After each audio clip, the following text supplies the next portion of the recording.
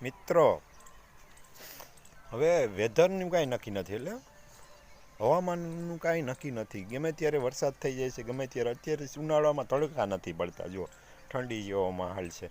એટલે આ બધું ગ્લોબલ વોર્મિંગ છે. એક સાથે જો વૃક્ષનું કપાવું, યુદ્ધ અને એર પોલ્યુશન, એટલે હવાનું જે પ્રદૂષણ છે, એને હિસાબે જે આપણું હવામાન ખાતું બગડી ગયું છે.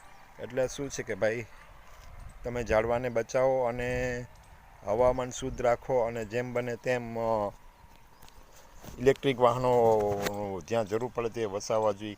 કારણ કે અત્યારે એર પોલ્યુશન એટલું વધી ગયું છે કે પ્રદૂષણ એટલું વધી ગયું છે, શુદ્ધ હવા નથી મળતી. અને હવામાનમાં શું છે કે ભાઈ, હવે ગમે ત્યારે વરસાદ થઈ જશે ખેડૂત ભાઈ, એટલે તમે તાલપત્રીથી સાવધાન રાખજો. જે તમારે ખેતરમાં ગોડાઉન હોય તો ગોડાઉન બનાવી લેજો કે કાલે ગમે ત્યારે શું શિયાળામાં વરસાદ પડશે, ઉનાળામાં વરસાદ પડશે અને ચોમાસામાં તો વરસાદ પડે જ છે.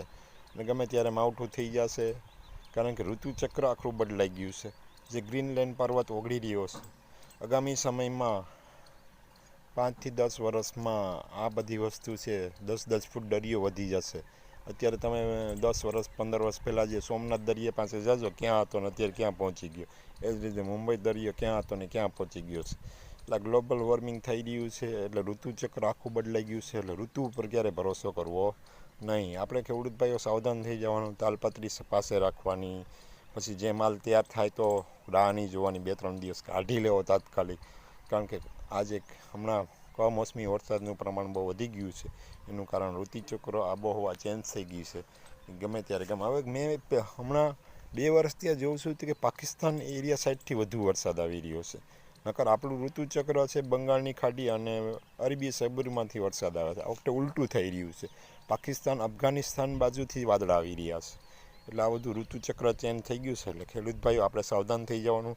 આપણે આપણી સલામતી માટે ગોડાઉન છે, તાલપત્રી છે, તે બનાવી લેવાની જરૂર છે ભાઈ. જો મારો વિડીયો ગમ્યો હોય તો કોમેન્ટ કરજો, લાઈક કરજો, શેર કરજો. અને યુટ્યુબમાં મારી ચેનલ છે સિરાજ જમાલ વડસરી, અને ફ્રીમાં છે ભાઈ, સબસ્ક્રાઈબ કરો. હું તમને તો માહિતી કેટલી આપવાનો છું, હજી તો ઇંગ્લિશ આખું શીખવાડી દઈશ, પણ જેમ મને ટાઈમ મળતો જઈશ એમ મારા વિડીયો મૂકતો જઈશ. આવજો મિત્રો.